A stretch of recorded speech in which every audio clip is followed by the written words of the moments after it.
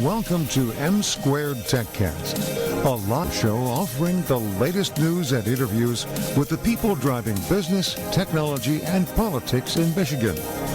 Now, your hosts, Matt Roush and Mike Brennan. Hi, it's Matt Roush. And Mike Brennan. And we're back with another segment of the M Squared TechCast here at PodcastDetroit.com's spiffy new video studio. Yep. And so this show is focused on the cannabis business. Go ahead, give my shameless plug again. Okay, yes. Mike publishes the Michigan Marijuana Report. That is a weekly newsletter, email newsletter covering the cannabis business in Michigan. Website, too. And website, too, yeah. And it covers the medical marijuana industry, the recreational marijuana industry, the CBD oil industry, and the hemp industry part of things. Yep. And right now we are talking with someone about cash. We are, yes. Fascinating topic. Rudy Patros. Did I get right? That's right. All right, Okay. Senior. No, so your son's a junior then, right? Okay, gotcha. Okay. Owner of Securatech. Now, tell us a little bit about that company. I know that's a real big issue right now because we just had a previous guest. It's a cash business, and so what do you do with all that cash, right? Well, a little bit about Securatech. Securatech is a 10-year-old company that I started. I've been in the industry about 20 years, worked for a larger company, wanted to go out on my own. We handled all types of customers from utility companies to a lot of stuff for the big three, retail, construction, hotels, apartments, kind of everything. And a few years back, one of our good customers decided to get into the cannabis space and asked for our help. It was the first licensed grow facility in the state, so we worked hand in hand with Laura, and we kind of created the path of what the standard was going to be. And so we were lucky to be in right from the get-go. And from that original client, we've done a solid handful of all the players in town from every aspect of the business. So, what exactly? Now, when you say secure, do you move product? No, we're not in the transportation business. That would We're be in the Griffin folks, right? the good guys at Griffin. Yes. So what we do is we secure with electronics, alarms, cameras, Okay. access control, intercoms, all the low voltage needed to run the operation. Sure. So, and then I'm sure there's some very careful regulations on that too, right? So. Yeah, the state is pretty particular on exactly what they look for and what's needed. So, when somebody approaches us, a lot of it goes to, hey, are you looking for what the state requires, or do you want us to really sit down and design a system that you're going to grow into? And depending on the customer and their budget, we've got both. We kind of start with the state minimum requirement, which is significant in its own, but really only emphasizes on cameras and access control and the burglar alarm. It doesn't get into all the other things needed on some of these larger developments. Okay. So what kind of equipment are we talking about? So if you're a large grow facility, then you're fenced, so you got a gate, so you got to have something to let people into the gate, something to let employees into the gate, so intercoms, card access to get in. And once you're in, you're going to have fancy cameras that will follow and track you. And those cameras during business hours are monitored by a security guard. After hours, we can monitor those cameras to ease up some of their security guard costs. So what's called video monitoring.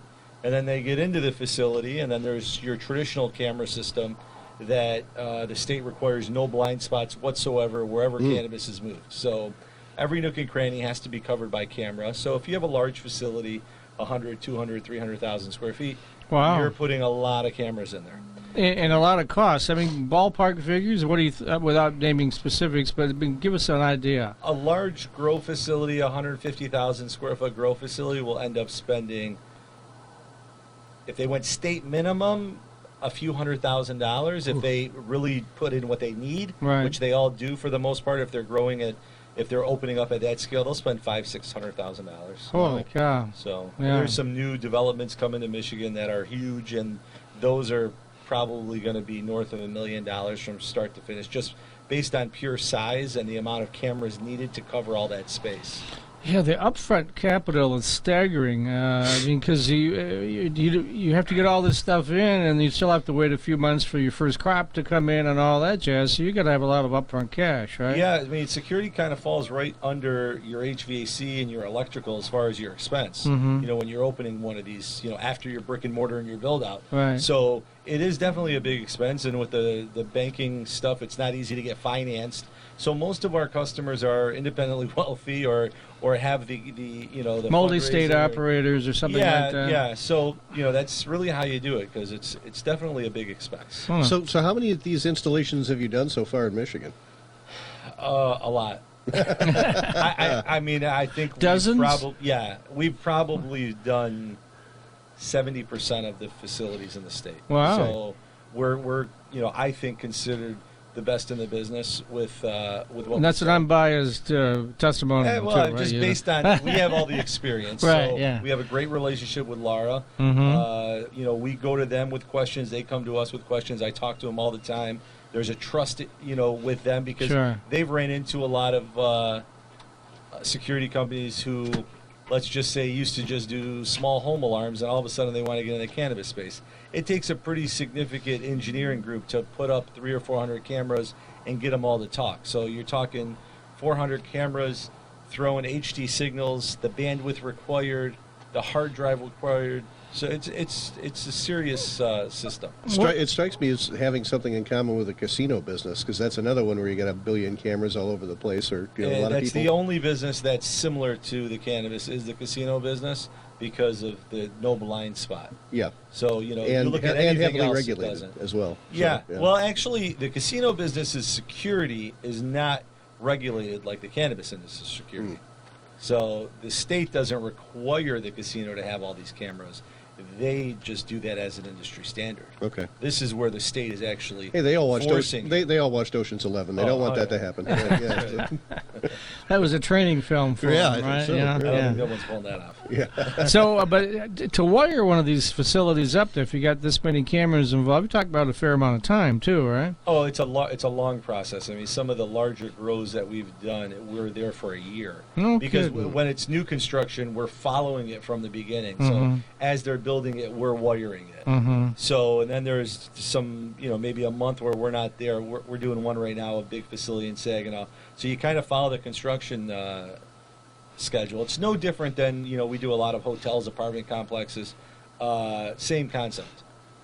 They put up the floor, we wire before the drywaller's installation. It just goes on and on. It's the same concept. Now, what are most of these buildings like physically? I mean, you're talking some pretty big buildings. Is it like essentially the same as a big industrial building would be, like a big factory building? Well, you know what? We've got customers who bought out old shopping centers or old warehouses. We have people who built new buildings from scratch.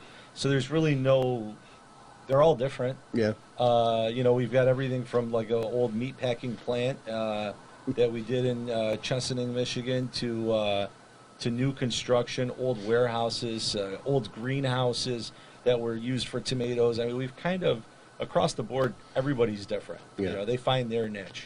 Huh.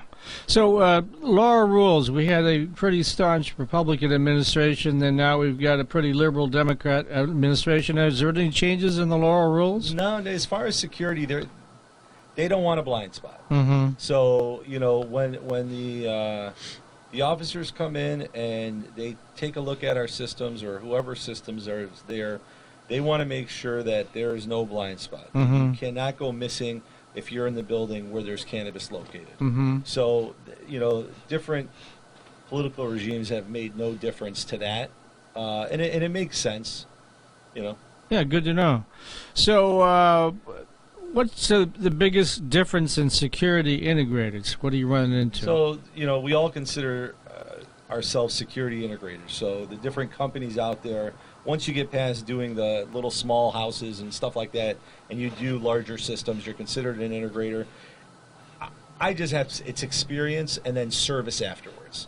So if you have somebody who's done facilities and they're known for their service being effective and on time, that's really what stands out more than anything else. But you need experience, because in the cannabis world, if you don't have experience, you're going to slow down the whole licensing process.